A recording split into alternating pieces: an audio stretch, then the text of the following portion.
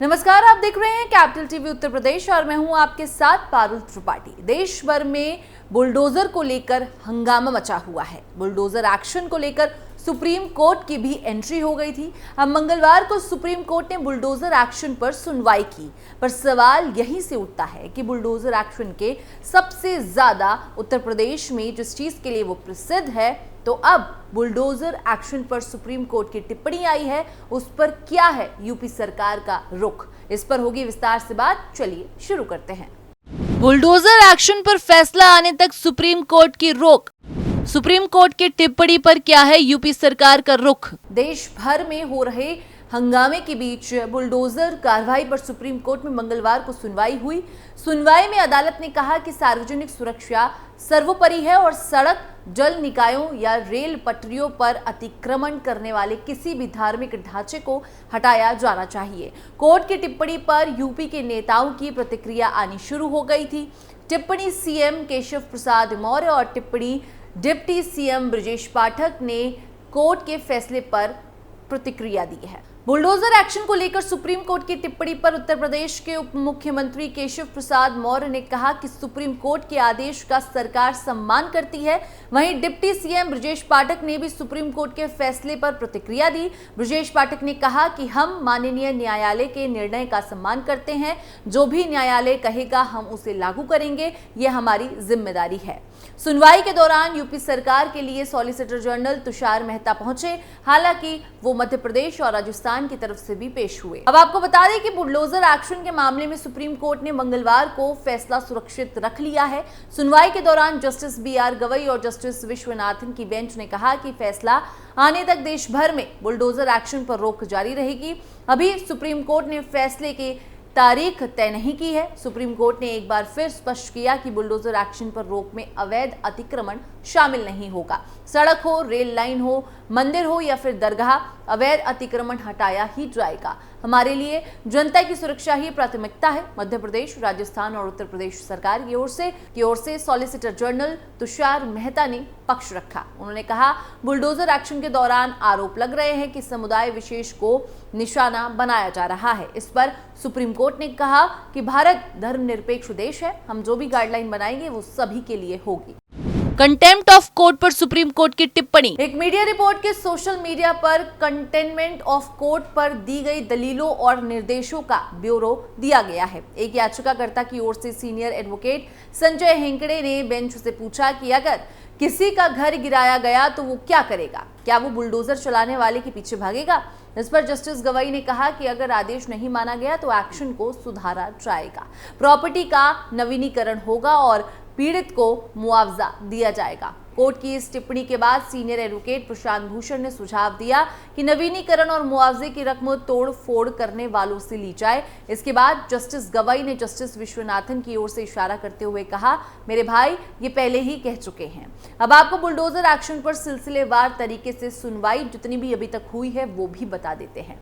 Bulldozer action पर supreme court में पिछले 3 सुनवाई में क्या हुआ। सुप्रीम कोर्ट ने 2 सितंबर को सुनवाई के दौरान कहा था कि भले ही कोई दोषी क्यों ना हो, फिर भी कानूनी प्रक्रिया का पालन किया बिना ऐसा नहीं किया जा सकता। हालांकि बेंच ने यह भी स्पष्ट किया था कि वो सार्वजनिक सड़कों पर किसी भी तरह अतिक्रमण को संरक्षण नहीं देगा, लेकिन इस मामले से जुड़ी पार्टियां सुझाव दें, हम पूरे देश के लिए गाइडलाइन जारी कर सकते हैं।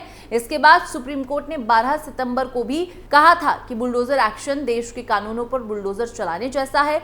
मामला जस्टिस ऋषिकेश रॉय, जस्टिस सुधांशु धूलिया और जस्टिस SVN भट्टी की बेंच में था। दरअसल गुजरात में नगर पालिका की तरफ से एक परिवार को बुलडोजर एक्शन की धमकी दी गई थी। याचिका लगाने वाला खेड़ा जिले के कठलाल में एक जमीन का सहमालिक है।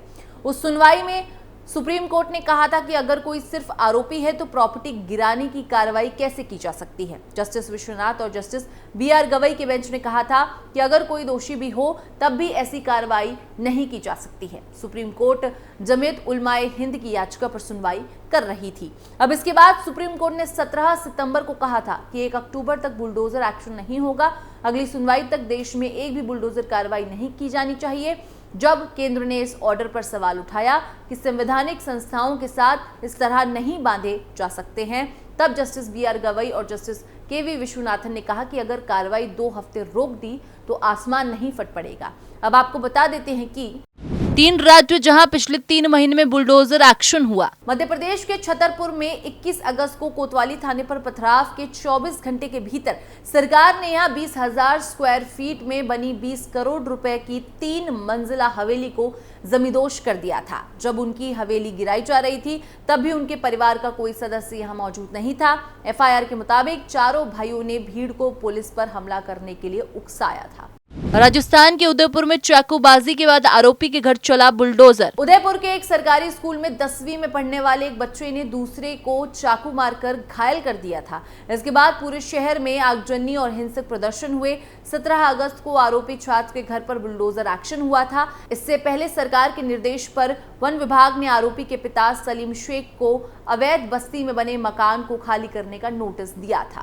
यूपी में सीएम योगी का कब गरजा बुलडोजर। उत्तर प्रदेश में शुरू हुए बुलडोजर एक्शन की चर्चा पूरे देश में हुई। इस पर राजनीतिक बयानबाजी भी होती रही। वहीं अब सुप्रीम कोर्ट ने भी यूपी समेत कई राज्यों में अपराधियों के खिलाफ हो रही बुलडोजर कार्रवाई पर सुनवाई के दौरान सख्त टिप्पणी की है। सुप्रीम कोर्ट ने कहा कि किसी का घर सिर्फ इसलिए कैसे ध्वस्त किया जा सकता है क्योंकि वो आरोपी है।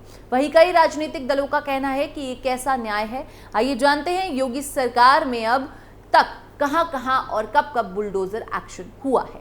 यूपी में कब हुई बुलडोजर कार्रवाई। 3 अप्रैल 2021 उत्तर प्रदेश के विभिन्न जिलों में एक ही दिन की कार्रवाई में 124 अवैध निर्माणों को बुलडोजर द्वारा ध्वस्त कर दिया गया था। 17 जुलाई 2021 में बुलडोजर की कार्रवाई के परिणाम स्वरूप विभिन्न शहरों में 87 अवैध निर्माणों को ध्वस्त कर दिया गया था। 15 एकड़ से अधिक सरकारी भूमि पर कब्जा कर लिया गया था। 5 सितंबर 2021 में सार्वजनिक सड़कों और सरकारी स्वामित्व वाले भूखंडों पर अतिक्रमण को साफ करने पर ध्यान केंद्रित करते हुए एक बड़े अभियान में बुलडोजरों ने 176 अनधिकृत संरचनाओं को तोड़ दिया था। 22 नवंबर 2021 को एक सप्ताह तक चले ऑपरेशन में बुलडोजरों ने 312 अवैध इमारतों को ध्वस्त कर दिया था, जो हाल के महीनों में अनधिकृत निर्माणों पर सबसे व्यापक कार्रवाई में से एक है। 12 जनवरी 2022 में उत्तर प्रदेश सरकार ने भूमि अतिक्रमण से निपटने की अपनी प्रतिबद्धता पर जोर देते हुए अपने बुलडोजर अभियान को तेज करते हुए 59 अवैध बस्तियों को निशाना बनाया और लगभग 25 एकड़ भूमि को दोबारा प्राप्त किया। यूपी सरकार ने भ्रष्टाचार के खिलाफ क्या एक्शन लिया। मई 2019 में उत्तर प्रदेश सरकार ने भ्रष्टाचार के मामलों की जांच के लिए विशेष जांच दल की स्थापना की, जिसमें भ्रष्टाचार और दुर्भावना की हाई प्रोफाइल मामलों पर ध्यान केंद्रित किया गया। सितंबर 2019 में सरकार ने राज्य की शिक्षा प्रणाली में भ्रष्ट आचरण पर कार्रवाई शुरू की। परीक्षा अनियमितताओं और रिश्वतखोरी में शामिल कई अधिकारियों को निलंबित कर दिया। जून 2019 में राज्य सरकार ने भ्रष्टाचार शिकायत हेल्पलाइन शुरू की, जिसके संचालन के पहले 6 महीने के भीतर 10,000 से ज्यादा शिकायतें प्राप्त हुई थी। मार्च 2020 में पारदर्शी सार्वजनिक खरीद प्रक्रियाओं के लिए ऑनलाइन पोर्टल की शुरुआत की गई। उसके साथ भ्रष्टाचार विरोधी उपायों को मजबूत किया गया, जिससे रिश्वतखोरी और पक्षपात के अवसर कम हो गए। सितंबर 2020 में सरकारी अनुबंधों के व्यापक ऑडिट में 300 से अधिक निवेदिताओं से विसंगतियां उजागर हुई, जिसके कारण कई ठेकेदारों को काली सूची में डाल दिया गया और दुरुपयोग किए गए धन में 100 करोड़ की वसूली की गई। अप्रैल 2021 में यूपी सरकार ने सरकारी विभागों की पारदर्शिता और जवाबदेही का मूल्यांकन करते हुए एक सार्वजनिक अखंडता सूचकांक पेश किया, जिसमें प्रारंभिक आकलन में प्रमुख क्षेत्रों में महत्वपूर्ण सुधार का पता चला। पिछले साल की तुलना में रिपोर्ट के लिए भ्रष्टाचार के मामलों में 20% की कमी आई। अगस्त 2021 में जन कल्याण योजनाओं में भ्रष्टाचार की जांच के लिए एक विशेष अभियान चलाया गया, जिसके कारण सामाजिक कल्याण कार्यक्रमों के लिए धन के गमन और आरोपी कई अधिकारियों की गिरफ्तारी भी हुई थी। दिसंबर 2021 में एक महत्वपूर्ण कदम उठाया गया। राज्य सरकार ने भ्रष्टाचार के अपराधों के लिए सख्त दंड पेश किया, जिसमें अवैध तरीके से अर्जित संपत्तियों को जब्त करने के प्रावधान भी शामिल हैं, जिसका उद्देश्य भ्रष्ट आचरण को प्रभावी ढंग से रोकता है। तो इस तरह से सीएम योगी ने अब तक एक्शन लिया है।